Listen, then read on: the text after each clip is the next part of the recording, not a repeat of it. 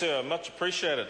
How can that member seriously raise the issue in this debate that provides police with powers to arrest gang members with gang pictures when he talks about putting lipstick on pigs? Honestly, what is the member thinking? I'm sure police out there would be horrified to hear the member making lipstick on pigs references in a bill that gives police powers to deal with gangs. Well, there you go. I'm sure that's where the member was going with it. But it's a fairly good indication of where the Labor Party are right off tangent. The lips are flapping, not something else that Andrew Little was mentioning. The lips are flapping, but the brain's not working. Sir, gangs exist for very, very few reasons. And they're predominantly for the perpetuation of drug supply. Sir, because there is a population out there that is hungry for what they are supplying, and they get very rich from that. Prostitution, drug laundering and intimidation. That's the package. That's why gangs exist. They exist for no other purpose whatsoever. Sir, and the intent of gangs, as a former police detective, so I worked in surveillance jobs and all that sort of Ninja Turtle stuff, sir, electronic operations, undercover operations, and I got to see how those mongrels unveiled themselves and unfurled themselves on the unsuspecting youth of New Zealand. And they did it through methamphetamine predominantly, because there was a drug that took a nation by storm, and the gangs become multi-billionaires out of that, sir. And if we think about what gangs are and what it means to be a gang member, well, the single most important thing to a gang member, sir, is the patch that they earn. And they will earn that patch through robbery, they will earn that patch through grievous bodily harm and beating the daylights out of someone until they're an inch from their death. They will earn that patch by raping people, and in fact they will pack rape. And they will earn that patch, they will get an immediate patch if they murder, sir. That's what the patch means to them. That's what they will do to earn it.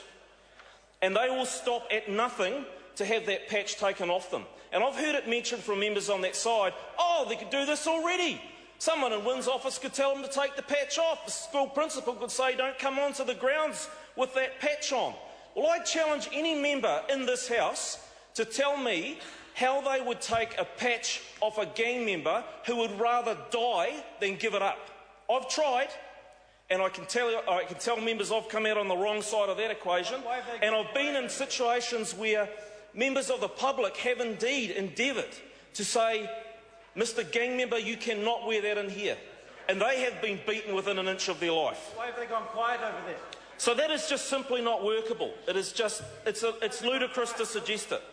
And so I want any member that stands up and says, oh no, they can already do this, this legislation is a waste of time, tell me how they would confront a gang member wearing a patch and tell them to take it off. Sir, the mongrel mob, they will kill members before they will let them depatch. That's how much it means to them. So, sir, this bill is not the panacea.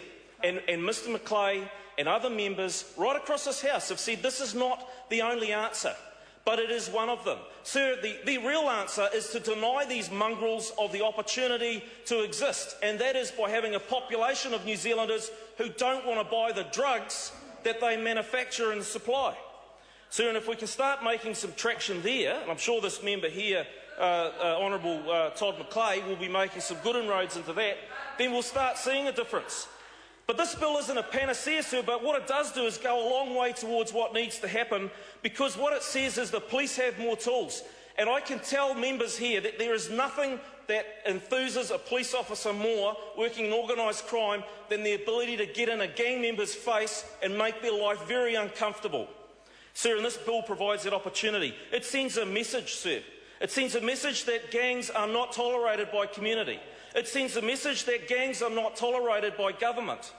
It sends a message that we will not put up with your intimidation, and it reduces their ability to intimidate. And if the member Andrew Little wants to see it happening on beaches, bring it on. Throw an SOP out there and I would certainly support it.